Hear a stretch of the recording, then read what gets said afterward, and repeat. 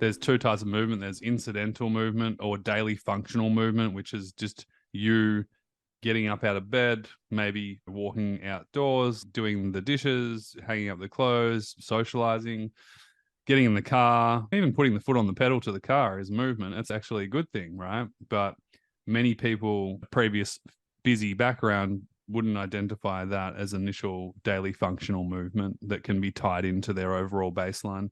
And what's the other one? Yeah, so the other form of movement is more of that structured movement. That's Mm-hmm. where we recommend a combination of resistance and aerobic or cardiovascular training. Usually the two together, research finds for chronic illness, that's the best form of training or the best for outcomes.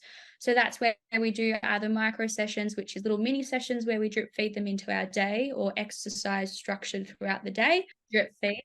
I love that. Listen to that for a moment, like drip feed. It's like rehydration of the body. It's like giving what the body needs, but in doses versus giving it the biggest dose. And it's like, whoa, that's too much.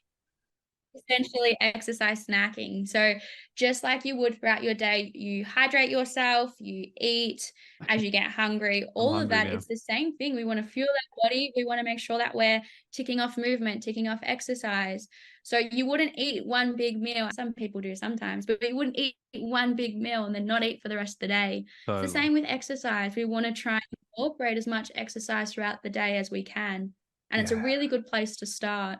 I think it's a really great place to start. I'm big on, and I know you are too, of the micro sessions versus the macro sessions initially. And what that basically means is micro sessions are small and easy.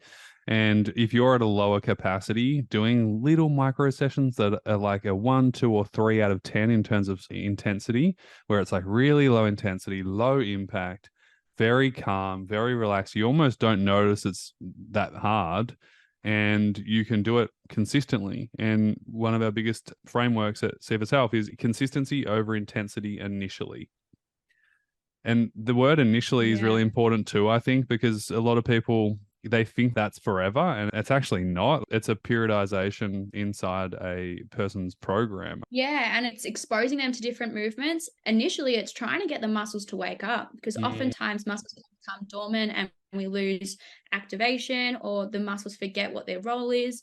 So it's all about teaching them what their role is and then being able to progress from there. And then once we have a really nice understanding of what our body is capable of, without causing these push crash cycles, that's where we can slowly progress into those macro sessions because we understand our body more.